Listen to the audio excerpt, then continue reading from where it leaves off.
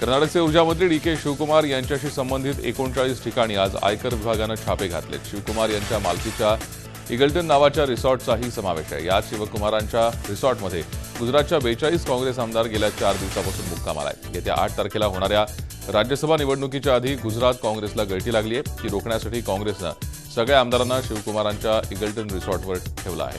त्यामुळे काँग्रेसच्या नेत्यांचा चांगलाच तिळपापड झालाय। सध्या सुरू असलेली कारवाई म्हणजे लोकशाहीची हत्या असल्याचं काँग्रेसनं म्हटलंय। तर कारवाई राजकीय हेतूनं झालेली नाही, उलट काँग्रेस भ्रष्टाचारात अखंड बुडालेली असल्याचा दावा केंद्रीय मंत्री अनंत कुमार यांनी केलाय। जो आज बेंगलोर में भारतीय जनता पार्टी की सरकार ने किया, उससे ये साबित है कि एक झुंझलाई, बौखलाई और हार का सामना कर रही भाजपा अब प्रजातंत्र की दिन दहाड़े हत्या पर उतारू है। परंतु वो ये जान ले कि भाजपाई षड्यंत्र विफल होगा और सच्चाई की जीत होगी।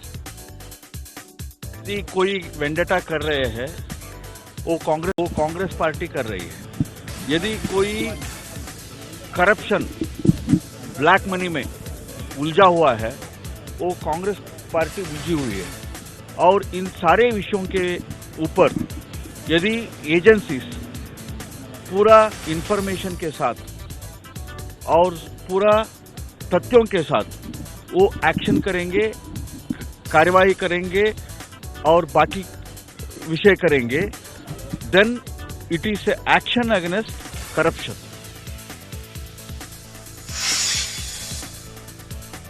बंगळुरूमध्ये टाकण्यात आलेल्या छाप्यांचे राज्यसभेत पडसाद उमटले। सरकारनं छापे टाकले नसल्याचं अरुण जेटलींनी म्हटलंय। There is no tax official at the resort. No search at the resort has taken place. No search on any MLA has taken place. A particular minister of Karnataka was being searched. Since he had gone and parked himself in the resort certainly is not an immunity area where he can get an immunity from the laws. And therefore, they have gone there to take him to his residence. He has been now taken to his residence and is being interrogated at his residence. काँग्रेसचे सरचिटणीस आणि आपल्या वाचाळपणाबद्दल प्रसिद्ध असणारे दिग्विजय सिंग यांचं पक्षातल्या अधिकाऱ्यांचे पंख छाटण्यात आलेत। गोवा, कर्नाटक नंतर तेलंगणाचं प्रभारी पदही त्यांच्याकडून काढून घेण्यात आलंय। आता दिग्विजय सिंगांकडे केवळ आंध्र प्रदेशचं प्रभारी पद उरलंय। गोव्यात काँग्रेस सर्वात मोठा पक्ष असूनही दिग्विजय सिंगांनी तातडीनं हालचाली न केल्यानं सत्ता भाजपच्या पदरात पडली। भारतीय रिझर्व्ह बँक आपल्या पतधोरणाच्या द्वैमासिक आढाव्यात रेपो दरात पाव टक्क्याची कपात जाहीर केली आहे। महागाईच्या दरानं नीचांकी पातळी गाठल्यानं व्याजदरातली ही कपात अपेक्षित होती। आज जाहीर झालेल्या कपातीनं रेपो दर 6% तर रिव्हर्स रेपो 5.25% आकारण्यात येणार आहे। मात्र दर कपातीमुळे गृहकर्ज किंवा वाहन कर्ज घेणाऱ्या सामान्य कर्जदारांना कितपत फायदेशीर ठरण्याची शक्यता आहे। गृहकर्जाची व्याजाचे दर सद्यस्थितीत अत्यंत खाली गेलेले आहेत। सध्याच्या पातळीवरून गृह किंवा वाहन कर्जाच्या व्याजाचे दर आणखी खाली आणणं बँकांना व्यावसायिक दृष्टीनं फारसं श्रेयस्कर नाही। त्यामुळे रिझर्व्ह बँकेनं व्याजाच्या दरात कपात केली असली तरी त्याचा फायदा उद्योगांना मिळणाऱ्या कर्जाला होईल असं तज्ज्ञांचं मत आहे।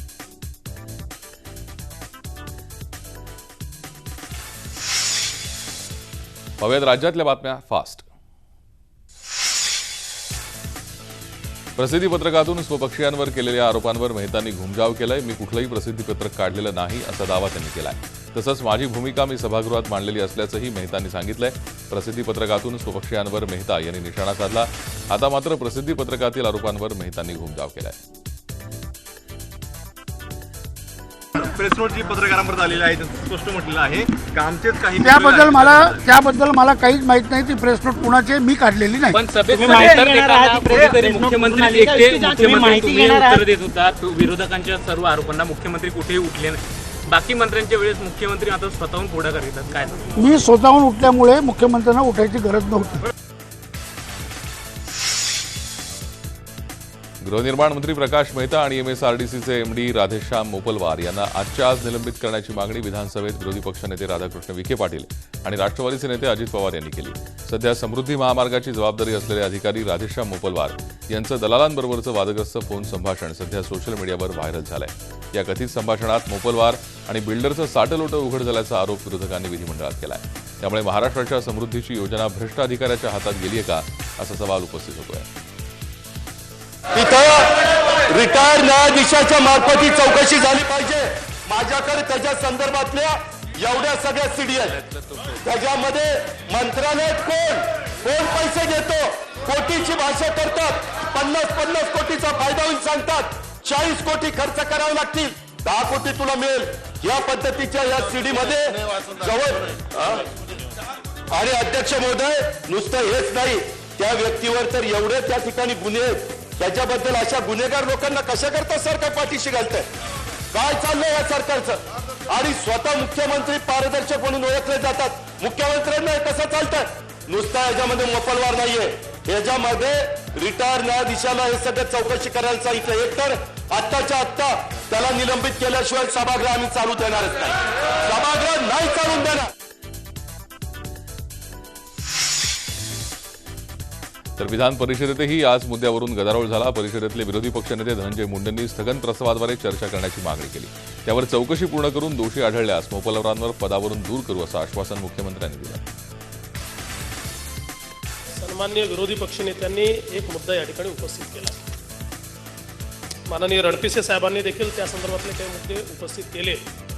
तर म्हणजे हे जे काही क्लिप वगैरे आहे ही काल मी देखील स्वतः ऐकली, त्याच्यानंतर मी त्याचं काही व्हेरिफिकेशन देखील करतोय. या संदर्भात ही सगळी कागदपत्र प्राप्त केली जातील. याची स्वतंत्रपणे 1 महिन्याच्या आत चौकशी केली जाईल. फॉरेन्सिकला या संदर्भातले व्हॉइस सॅम्पल आणि सगळ्या गोष्टी केल्या जातील आणि त्याच्यामध्ये तथ्य आढळलं तर त्याच्यावर जी कडकात कडक कारवाई आहे ती केली जाईल. माझ्यावरचे सर्व आरोप खोटे असल्याचं स्पष्टीकरण मोपलवार यांनी दिलंय. आरोप खोटे आहेत, हितसंबंधी लोक हे आरोप करतात, त्यांचे काही हेतू आहेत. विधिमंडळात मुख्यमंत्र्यांनी सांगितलं की चौकशी करावी, या चौकशीतून सत्य बाहेर येईल. मी चौकशीला सर्व सहकार्य करीन असं मोपलवार यांनी झी 24 तासकडे बोलताना सांगितलं. पहिली गोष्ट अशी आहे की ह्या सगळ्या गोष्टी झाल्यानंतर खोट्या आहेत. हितसंबंधी मंडळी बदनामी करण्याच्या दृष्टीने हे सगळं करत आहेत, त्यांचे काही हेतू आहेत. तथापि विधिमंडळाच्या सभागृहामध्ये दोन्ही माननीय मुख्यमंत्र्यांनी घोषणा केलेली आहे की ह्या सर्व गोष्टीची चौकशी करण्यात येईल आणि या चौकशीतून जे काही सत्य आहे ते बाहेर येईल, जी काही वस्तुस्थिती आहे ती बाहेर येईल. तर मोपलवारांसंदर्भात आपण डिसेंबर 2016 मध्येच कागदपत्रांसह पुरावे दिले होते. तसंच मुख्यमंत्री, पंतप्रधान आणि सीबीआयसह 9 तपास यंत्रणांकडे तक्रारीही केल्याचं आमदार अनिल गोटेंनी म्हटलंय. या प्रकरणी मोपलवारांवर कारवाई होईल असा आपल्याला विश्वास असल्याची प्रतिक्रिया गोटेंनी झी 24 तासकडे व्यक्त केली आहे. मुंबईमध्ये त्यांचे 100-50 कोटी रुपयाचे फ्लॅट्स आहे. कुठून आणले? अशा अनेक गोष्टी त्याच्यामध्ये मेन्शन केलेल्या आहेत, त्यांच्या प्रॉपर्टीबद्दल केलेल्या आहेत. तर माझं एवढंच म्हणणं आहे की अशा माणसाच्या विरुद्ध चौकशी व्हावी. ज्यावेळेला मला डायरेक्टर सीबीआयने बोलवलं होतं त्यामुळे त्याने विचारलं व्हॉट डू यू थिंक. म्हटलं mister Mopalwar is a broad and IAS lobby. Mumbai विद्यापीठात रखडलेले सर्व निकाल येत्या 5 ऑगस्टला लागतील असा विश्वास आज मुख्यमंत्री देवेंद्र फडणवीस यांनी विधान परिषदेत व्यक्त केला. गेल्या काही दिवसांपासून ऑनलाईन मूल्यांकनाबद्दल उपस्थित झालेल्या प्रश्नांनाही मुख्यमंत्र्यांनी उत्तर दिलं. ऑनलाईन मूल्यांकनाची पद्धत योग्यच आहे, पण अंमलबजावणीची पुरेशी तयारी न झाल्यानं सगळा घोळ झाला. येत्या काळात ही पद्धत रुजवून पुढच्या वर्षी असे घोळ टाळले जातील असंही मुख्यमंत्र्यांनी स्पष्ट केलं. याशिवाय परदेशी जाऊ इच्छिणाऱ्यांनाही काही अडचण असेल तर सरकार सहाय्य करेल असं मुख्यमंत्र्यांनी सांगितलं. 71 रिझल्ट्स काल लागलेले आहेत. 5 ऑगस्टपर्यंत सगळे रिझल्ट या ठिकाणी लागतील. मात्र यातनं सभापती महोदय यावेळेस ज्या ज्या काही अडचणी आल्या या ऑनलाईन सिस्टीममध्ये त्या अडचणी तात्काळ दूर करून पुढच्या वेळेस ही सिस्टीम नीट कशी रुजवता येईल या संदर्भातला प्रयत्न हा निश्चितपणे केला जाईल. याच्यामध्ये जाणीवपूर्वक कोणी काही केलं आहे का अशा प्रकारचं देखील बघण्यात येईल. जाणीवपूर्वक जर काही केलं असेल तर जरूर स्वतः राज्यपाल त्याची दखल घेत आहेत. त्यामुळे राज्यपालांनीच या संदर्भात अतिशय कडक कारवाई ही त्या ठिकाणी केलेली आहे. आता पहिलं प्रायोरिटी ही 5 ऑगस्टपर्यंत सगळे निकाल लागले पाहिजे अशा प्रकारची प्रायोरिटी असणार. मुंबई विद्यापीठाचे पदवी परीक्षांचे निकाल अजूनही रखडलेत, त्यामुळे लाखो विद्यार्थ्यांचं भविष्य सध्या धोक्यात आहे. मुंबई विद्यापीठाच्या या भोंगळ कारभाराविरोधात सर्व स्तरातून टीका होतीये. कलिना कॅम्पसमध्ये राजकीय पक्षांनी जोरदार आंदोलन छेडलं. महाराष्ट्र नवनिर्माण विद्यार्थी सेनेनं कलिना कॅम्पसच्या गेटवरून आंदोलन सुरू करत आंबेडकर भवनपर्यंत घोषणाबाजी करत हे आंदोलन केलं. यावेळी मनविसेच्या शिष्टमंडळानं कुलगुरू डॉक्टर संजय देशमुखांची भेट घेतली. तर मुंबई काँग्रेसनंही कुलगुरू आणि शिक्षण मंत्र्यांच्या राजीनाम्याची मागणी करत गेटवरच ठिय्या आंदोलन सुरू केलं. याशिवाय विद्यार्थी भारती आणि SFIनं गेट परस्ट ही आंदोलन सुरू केलं. कुलगुरूंना हटवण्याची मागणी करत विद्यार्थ्यांना न्याय मिळाला पाहिजे अशा घोषणा देण्यात आल्या. कॉम्रेड गोविंद पानसरे यांच्या हत्येसंदर्भातील आरोपींची माहिती देण्यासाठी आता महाराष्ट्र सरकारनं बक्षीस जाहीर केलं आहे. पानसरे हत्येसंदर्भात हवे असलेले आरोपी विनय पवार आणि सारंग अकोलकर यांची माहिती देणाऱ्यास महाराष्ट्र सरकारनं बक्षीस जाहीर केलं आहे. ज्यांना सारंग अकोलकर आणि विनय पवार यांच्याबद्दल माहिती आहे त्यांनी राज्य गुन्हे अन्वेषण किंवा कोल्हापूर पोलिसांशी संपर्क साधण्याचं आवाहन करण्यात आलं आहे. मालाड झोपडपट्टी पुनर्विकास घोटाळा प्रकरणी विश्वास पाटील यांच्या पत्नी चंद्रसेना पाटील यांनी दाखल केलेल्या याचिकेवर सुनावणी करण्यास मुंबई हायकोर्टानं नकार दिलाय. मालाड झोपडपट्टी पुनर्विकास घोटाळा प्रकरणात विश्वास पाटील, चंद्रसेना पाटील आणि 2 विकासकांविरोधात FIR दाखल करण्याचे आदेश जिल्हा सत्र न्यायालयाने दिले होते. त्याविरोधात चंद्रसेना पाटील यांनी मुंबई उच्च न्यायालयात धाव घेतली होती. आता पाटील यांना दुसऱ्या खंडपीठासमोर अपील करावं लागणार आहे. कोणतेही कारण न देता न्यायालयानं त्यांच्या अर्जावर सुनावणी घेण्यास नकार दिलाय. पीक विमा भरण्यासाठी मुदतवाढ मिळाल्यानंतरचा कालचा पहिला दिवस वाया गेल्यानंतर यवतमाळ जिल्ह्यात आजपासून बँकांमध्ये विमा स्वीकारला जातोय. त्यामुळे शेतकऱ्यांनी पुन्हा बँकांकडे गर्दी केली आहे. मोठा गाजावाजा गेलेल्या प्रधानमंत्री पीक विमा योजनेत यावर्षी सुरुवातीला तांत्रिक अडचणींमुळे शेतकऱ्यांना विमा काढता आला नाही. त्यानंतर ऑफलाईन अर्ज स्वीकारताना झालेली गर्दी यामुळे केवळ 75,000 शेतकऱ्यांनी 17 कोटींचा प्रीमियम भरून आपलं पीक संरक्षित केलंय.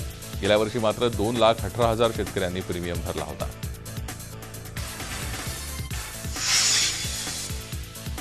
आपल्या आकार आणि भव्यतेमुळे भल्याभल्यांना भुरळ पाडणारा नागपूरचा सेलिब्रिटी टायगर जय मागच्या वर्षी 18 एप्रिलपासून बेपत्ता आहे. या दरम्यान जय विविध जंगलात असल्याचा दावा झाला. प्रत्यक्षात मात्र 15 महिन्यांपेक्षा जास्त काळ बेपत्ता असलेल्या जयचा अद्याप कुठलाच थांगपत्ता लागला नाही.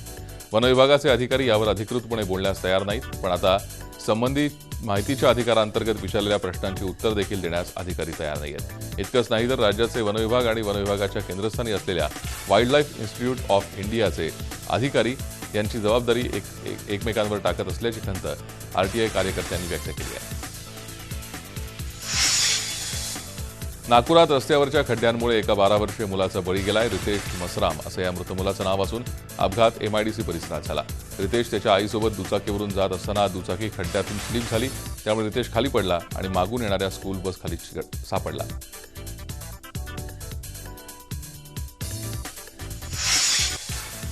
अमेरिकेचे राष्ट्रपती डोनाल्ड ट्रम्प यांनी व्हाईट हाऊसमध्ये छोट्या व्यापाऱ्यांचं स्वागत केलं. ट्रम्प यांनी या व्यापाऱ्यांचा उल्लेख करताना त्यांनी ड्रीमर आणि इनोव्हेटर म्हटलं. जे भविष्यात माझी ताकद असेल असंही ते म्हणाले. ट्रम्प यांनी व्यापाऱ्यांना आपल्याकडून होईल ती मदत करू असं आश्वासन दिलं.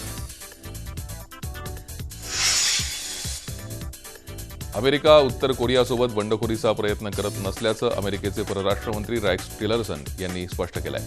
तसंच अमेरिकी सैन्याला कोरियात पाठवण्याचा प्रयत्नही करत नसल्याचं त्यांनी म्हटलंय. टिलरसन यांच्या म्हणण्यानुसार अमेरिका चर्चा करून हा वाद सोडवण्याचा प्रयत्न करत असल्याचं त्यांचं म्हणणं आहे.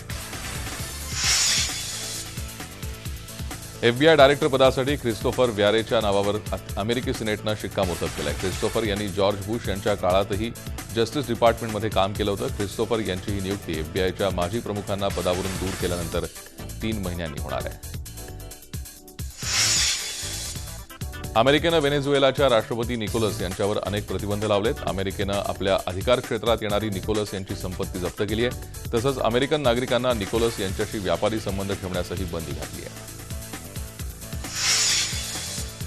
तहरीके इन्साफ पक्षाचे प्रमुख इम्रान खान यांच्यावर त्यांच्याच पक्षातील महिला कार्यकर्त्या आयेशा गुलालई यांनी मानसिक छळ केल्याचा आरोप केलाय. आपल्याला आणि आणखी एका महिला कार्यकर्तीला इम्रान यांनी अश्लील SMS केल्याचं आयेशा यांचं म्हणणं आहे. दरम्यान या आरोपाचं पक्षानं मात्र खंडन केलंय. आगामी निवडणुकीचं तिकीट न मिळाल्यामुळे आयेशा यांनी खोटे आरोप केले असल्याचं पक्षाचं म्हणणं आहे.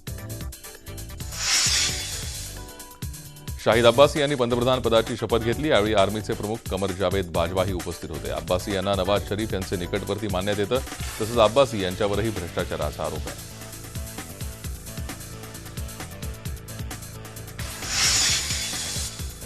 बाहुबली चित्रपटाच्या दुसऱ्या भागामध्ये अनुष्का शेट्टी आणि प्रभास यांच्या जोडीला रसिकांनी डोक्यावर घेतलं होतं. त्यामुळे आगामी साहो चित्रपटात प्रभाससोबत अनुष्का शेट्टीला साईन करण्यात येणार होतं. मात्र अनुष्काच्या वाढत्या वजनामुळे तिचा पत्ता कट झाल्याची चर्चा आहे. त्यामुळे प्रभासच्या अपोजिट आता कोणत्या अभिनेत्रीची वर्णी लागते हे पाहणं उत्सुकतेचं आहे. अभिनेता संजय दत्तच्या आगामी भूमी सिनेमाचं पोस्टर रिलीज झालं आणि लगेचच त्यावर टीकाही सुरू झाली. या टीकेमागचं कारण होतं या पोस्टरचं डिझाईन. भूमी सिनेमाचं हे पोस्टर द ग्रे या हॉलिवूडपटाच्या पोस्टरची कॉपी असल्याची चर्चा बॉलिवूडमध्ये रंगू लागली आहे.